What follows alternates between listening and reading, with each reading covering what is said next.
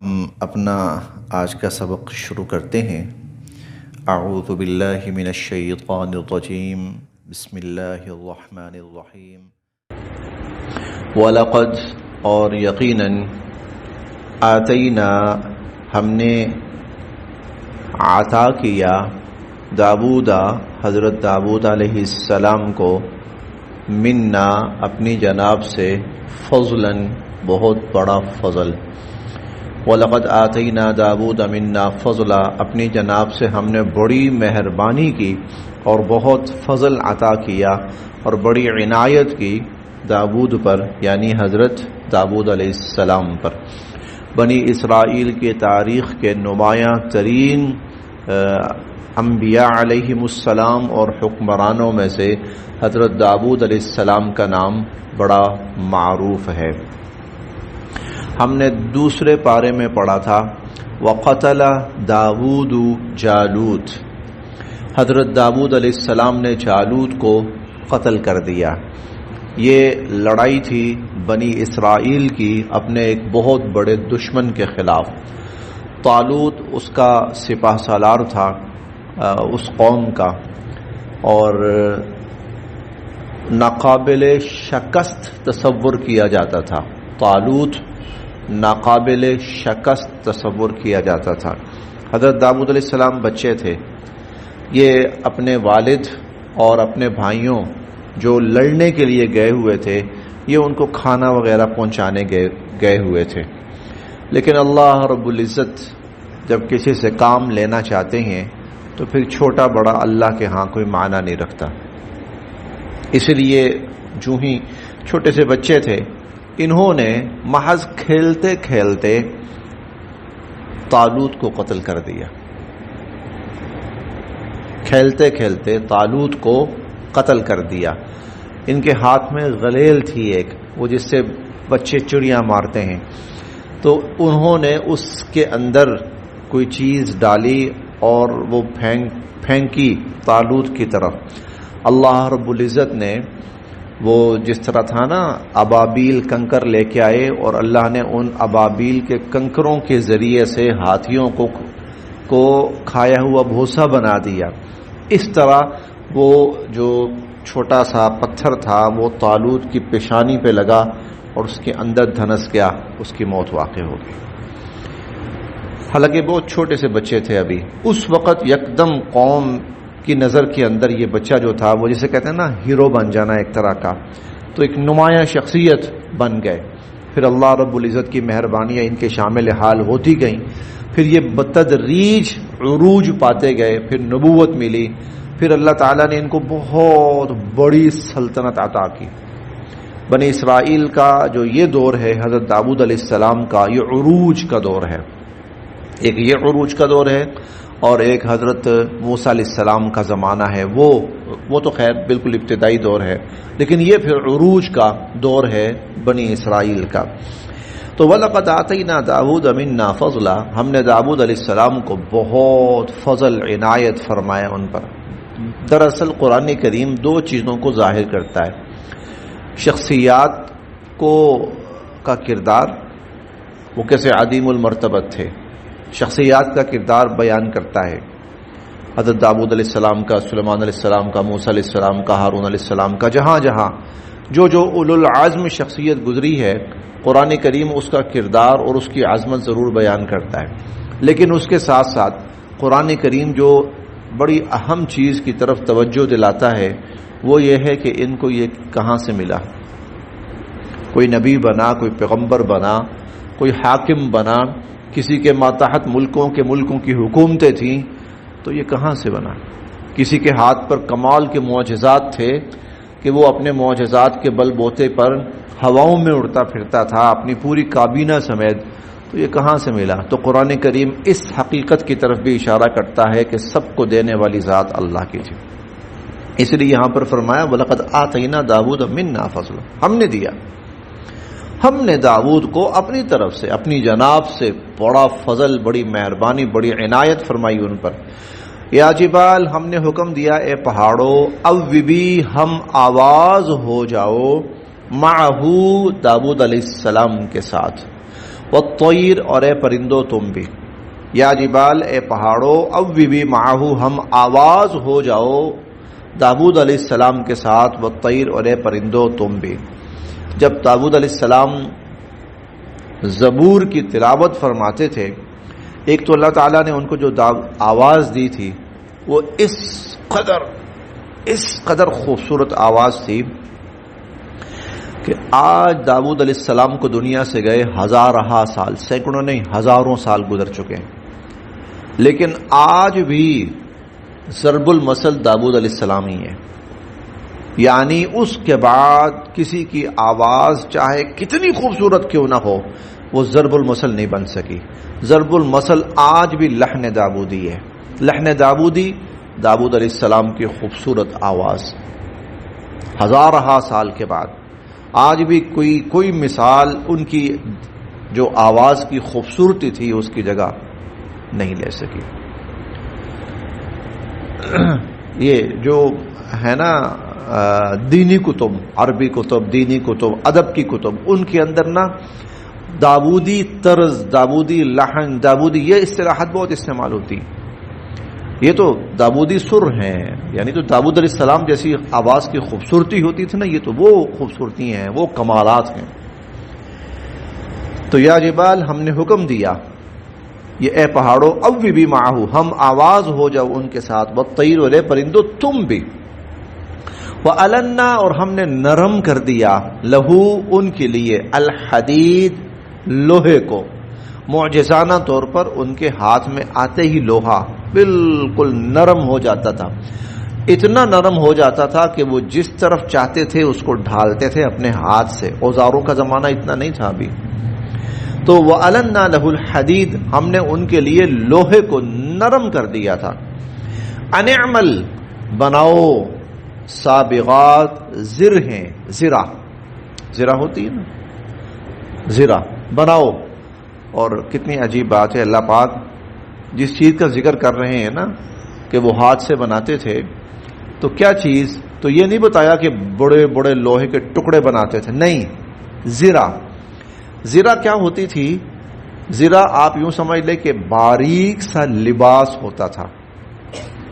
اب وہ چھوٹی چھوٹی کڑیاں اس کی بنانا، ہاتھ سے چھوٹی چھوٹی اس کی کڑیاں بنانا، یہ معجزہ تھا، یہ کمال تھا۔ انعمل سابغات، یہ ہوتا نا گارڈر بنائے بڑے بڑے، چلو وہ تو بات کوئی اتنی ٹھیک ہے، وہ بھی معجزہ ہے، لیکن وہ لگتا ہے بڑی سی چیز بنا دی، ٹھیک ہے جی، وہ ہاتھ سے یوں ایک بڑا سا بنا دیا، کچھ سریے کے بڑے بڑے پیس بنا دیے، نہیں، زرہ نفیس ترین اور باریک ترین کام۔ انعمل سابغات بنائیے زرہیں، وقدر فی السرد اور جو کڑیاں ہیں ان کو توازن کے ساتھ قائم رکھو۔ انعمل سابغات وقدر فی السرد اور جو کڑیاں ہیں، جو اس کے حلقے ہیں، ان کو توازن کے ساتھ، یعنی ایسا نہ ہو کوئی چھوٹا ہے، کوئی بڑا ہے، کوئی خوبصورت ہے، کوئی بھدا ہے، نہیں، ایک توازن کے ساتھ، ایک سیکوینس کے ساتھ اس کو بنائیے۔ وَاعْمَلُوا صَالِحًا اور نیک اعمال کرو، اچھا عجیب بات ہے کہ وہ زرہ کا ذکر چل رہا ہے، کڑیوں کا ذکر چل رہا ہے، ساتھ اللہ فرماتے ہیں وَاعْمَلُوا صَالِحًا اور نیک کام کرو۔ اس کا کیا مطلب ہے؟ اصل میں ایک پیغام ہے، سبق ہے۔ وہ کیا؟ کسی کے ہاتھ میں اگر کوئی کمال آ جائے نا، کوئی فن آ جائے، کوئی ہنر آ جائے کسی کے ہاتھ میں، تو اس کا مطلب نہیں ہے کہ وہ اسی کے پیچھے پاگل ہو جائے، ٹھیک ہے، وہ اس ہنر کو ٹائم دے، اس فن کو، اس کمال سے فائدہ اٹھائے، لیکن اللہ کی عبادت اور نیک اعمال نہ بھول جائے، کہیں اس میں مگن ہو کر کہیں وہ اللہ کی عبادت اس سے غافل نہ ہو۔ تو وَاعْمَلُوا صَالِحًا، بے شک آپ بڑا نفیس کام کریں گے، بے شک آپ بڑا کمال کا کام کر رہے ہیں، لیکن اس کمال کے کام کے اندر کہیں اللہ کی عبادت میں غفلت نہ ہو۔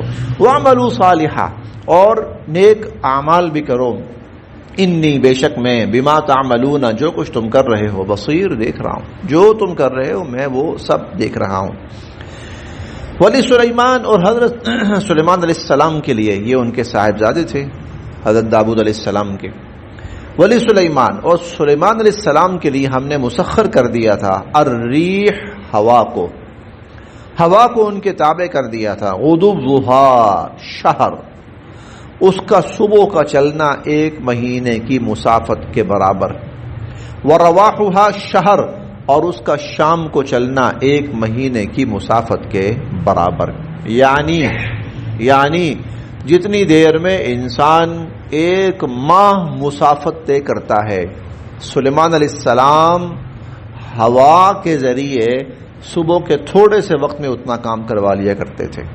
چنانچہ سیرت نگار حضرات نے لکھا ہے کہ سلیمان علیہ السلام نے کہیں سفر پہ روانہ ہونا ہوتا تھا اور وہ سفر 1 مہینے کی مسافت پر ہے، تو ہوا کو حکم دیتے تھے، ہوا 2-3 گھنٹوں کے اندر وہاں تک ان کو پہنچا دیتی تھی۔ غدوها شہر ورواحها شہر، اس کا صبح کا چلنا 1 مہینے کی مسافت، ورواحها شہر، شام کو چلنا 1 مہینے کی مسافت، یعنی 1 مہینے کی مسافت چند گھنٹوں کے اندر ہوا طے کرا دیتی تھی۔ وَأَسَلْنَا، اور ہم نے بھائے لہو، ان کے لیے، عین القطر، تانبے کے چشمے، ہم نے ان کے لیے تانبے کے چشمے بہائے۔ وَمِنَ الْجِنِّ، اور اسی طرح ہم نے جنات کو بھی ان کے مسخر کر دیا، ان کے تابع کر دیا، جنات کو سلیمان علیہ السلام کے تابع کر دیا۔ مَن يَعْمَلُ، جو کرتے تھے، کام کرتے تھے، بین یدی، ان کے سامنے، بِإِذْنِ رَبِّهِ، اپنے رب کے حکم سے، اپنے رب کے حکم سے سلیمان علیہ السلام کے احکامات کی تعمیل کرتے تھے۔ وَمَن يَزِغْ، اور جو سرکشی کرتا تھا، منہم، ان میں سے، عن امرنا، ہمارے حکم سے، اور ان میں سے جو ہمارے حکم سے سرکشی کرتا تھا، نذقہ، تو ہم چکھاتے تھے اس کو، من عذاب السعیر، بھڑکتی ہوئی آگ کا عذاب، ہم اس کو بھڑکتی ہوئی آگ کا عذاب چکھاتے تھے، یعنی ان کو سزا آگ کے ذریعے دی جاتی تھی، جنات کو آگ کے ذریعے سزا دی جاتی تھی۔ یعملون، وہ بناتے تھے، وہ جنات بناتے تھے، لہو، سلیمان علیہ السلام کے لیے، ما یشاء، جو سلیمان علیہ السلام چاہتے، سلیمان علیہ السلام جو چاہتے تھے، جو آرڈر کرتے تھے، جو ڈیوٹی ان کے ذمہ لگاتے تھے تو وہ کرتے تھے۔ اور کیا بنواتے تھے؟ میں محاریب، بڑی بڑی بلڈنگیں، محاریب محراب کی جمع ہے، بڑی بڑی بلڈنگیں، وتماثیل، اور مصوری کے کام، بڑی بڑی تصاویر، بڑی بڑی تماثیل، تصاویر، وجفان کالجواب، اور حوض جیسے بڑے بڑے آپ ان کو کہہ لیجئے برتن کہہ لیجئے، حوض جتنے بڑے بڑے برتن بنواتے تھے۔ وقدور الراسیات، قدور قدر کی جمع ہے، ہانڈی کو بھی کہتے ہیں، دیگ کو بھی کہتے ہیں، دیگ۔ راسیات، زمین کے اندر گڑی ہوئی، اور زمین کے اندر گڑی ہوئی بڑی بڑی دیگیں بنواتے تھے۔ اعملو، کیا کرو، آل داود، اے آل داود، شکرا، ہمارا شکر، اے آل داود، ہمارا شکر ادا کیا کرو۔ ہاں، اے آل داود، کیونکہ یہ سب تمہیں ہم نے دیا ہے، یہ سب تمہیں ہم نے دیا ہے۔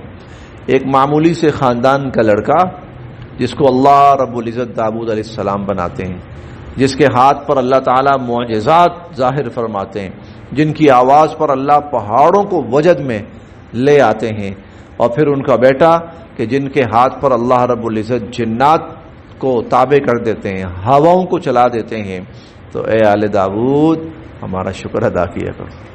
وقلیل، اور بہت کم ہوتے ہیں، من عبادیہ، میرے بندوں میں سے، الشکور، شکر ادا کرنے والے، میرے بندوں میں سے شکر ادا کرنے والے بہت کم ہوتے ہیں۔ یہ آپ گلہ کہہ سکتے ہیں، گلہ اللہ تعالیٰ کا انسان سے گلہ، میں دیتا ہوں، بہت دیتا ہوں، بہت دیتا ہوں، لیکن شکر بہت کم کوئی کرتا ہے۔ وقلیل من عبادی الشکور، اور میرے بندوں میں سے شکر ادا کرنے والے بہت کم ہوتے ہیں۔ فلما، پھر جب، قضینا ہم نے طاری کی علیہ سلیمان علیہ السلام پر الموت موت. فلما قضینا علیہ الموت جب ہم نے حضرت سلیمان علیہ السلام پر موت طاری کی. ما دلہم علی موتہ نہیں آگاہ کر پائی ان کی موت پر، جنات کو آگاہ نہیں کر پائی ان کی موت پر، الا مگر دابۃ الارض زمین کا کیڑا. وہ زمین کا کیڑا تھا جس نے جنات کو سلیمان علیہ السلام کی موت سے آگاہ کیا. تأکلو جو کھا رہا تھا من سعتا ان کی لاٹھی کو، تأکلو من سعتا جو ان کی لاٹھی کو کھا رہا تھا. فلما پھر جب خرّا سلیمان علیہ السلام گر پڑے، تبینت تو یہ بات واضح ہوئی، الجن جنات پر، تو جنات کو اس وقت پتہ چلا اور ان پر یہ بات واضح ہوئی ان کہ لو کانوا اگر ہوتے وہ یعلمون الغیب غیب جانتے، اگر وہ غیب جانتے ہوتے ما لبثوا تو نہ رہتے فی العذاب المہین اس اتنی پرمشقت سزا میں، تو اتنی پرمشقت سزا کے اندر مبتلا نہ رہتے. سلیمان علیہ السلام نے اپنے لیے ایک آفس بنوایا ہوا تھا، تشریف لاتے اور کھڑے ہو کر سارے کاموں کی نگرانی کرتے. اب وہ بڑے بڑے پروجیکٹ تھے جو شروع کروا رکھے تھے جنات سے. سلیمان علیہ السلام کا آخری وقت آ گیا. اگر جو ہی آخری وقت آیا موت سب کے سامنے ظاہر ہو جاتی تو جنات سارے کام چھوڑ چھاڑ کے بھاگ جاتے، وہ پروجیکٹ سارے نامکمل رہ جاتے. موت بھی اٹل فیصلہ ہے، کام بھی کروانا ہے. اللہ رب العزت نے ایک اور اپنی قدرت کا اظہار فرمایا. وہ کیا؟ سلیمان علیہ السلام جہاں کھڑے تھے روح قبض ہو گئی، کھڑے کے کھڑے رہے، ان کا وجود جوں کا توں کھڑا رہا. جنات آتے، اچھا سلیمان علیہ السلام کھڑے ہیں، آفس وہ باس سر پہ ہے، چلو جی کام کرو، نہ ادھر دیکھنا نہ ادھر دیکھنا، کام ہوتے رہے ہوتے رہے ہوتے رہے. جب وہ پروجیکٹ ختم ہو گئے جو اللہ تعالیٰ کی حکمت تھی، وہ کام پورے ہو گئے، اتنے میں وہ ہوتا ہے نا گھن کھا جاتا ہے نا لکڑی کو، وہ گھن ایک کیڑا قرآن کریم نے کہا ہے، اس نے آہستہ آہستہ کھانا شروع کر دیا لکڑی کو. سلیمان علیہ السلام جس لاٹھی کے سہارے، یقیناً کوئی مضبوط چیز ہوگی، کھانا شروع کر دیا اس کو. کھاتے کھاتے کھاتے کھاتے ادھر وہ پروجیکٹ مکمل ہو گئے، اللہ کا کام جو تقدیر فیصلہ تھا پورا ہو گیا، اور ادھر وہ لکڑی اتنی کمزور ہوئی کہ سلیمان علیہ السلام گر پڑے. جب گرے تو پتہ چلا کہ یہ تو پتہ نہیں کب کے فوت ہوئے پڑے، تو کب کی ان کی روح قبض ہو چکی ہے.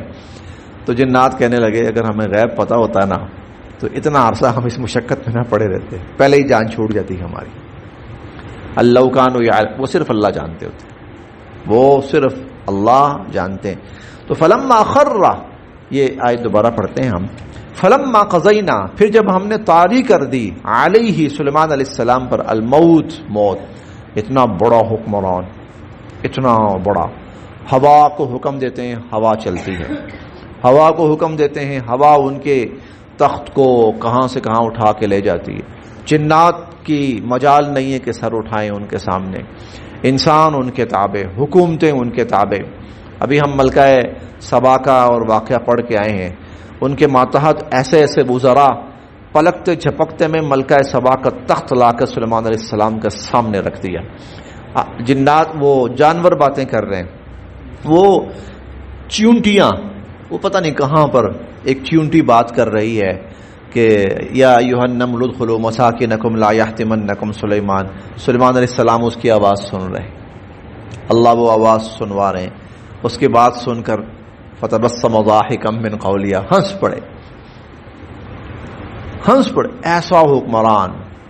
لیکن اللہ فرماتے ہیں جب ہم نے فیصلہ کر لیا ہے نا کہ اب موت، تو بس پھر موت تاری، پھر وہ حکومت، پھر وہ شاہانہ جاہ و جلال، وہ تخت و تاج، پھر وہ سب وہی رہ جاتا ہے.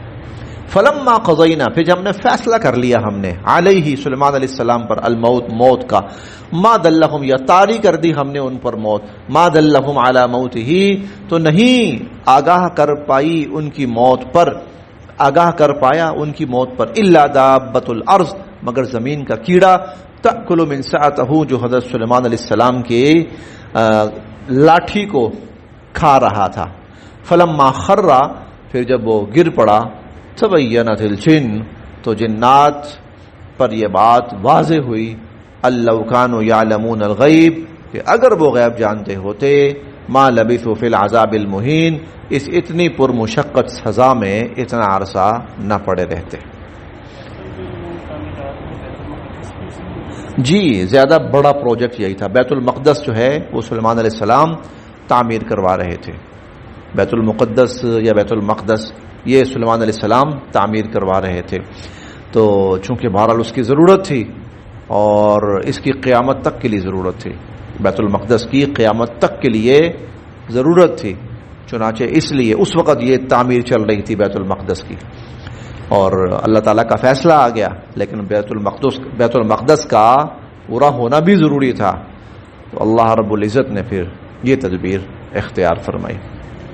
بس یہ آج کا سبق ہمارا یہاں تک.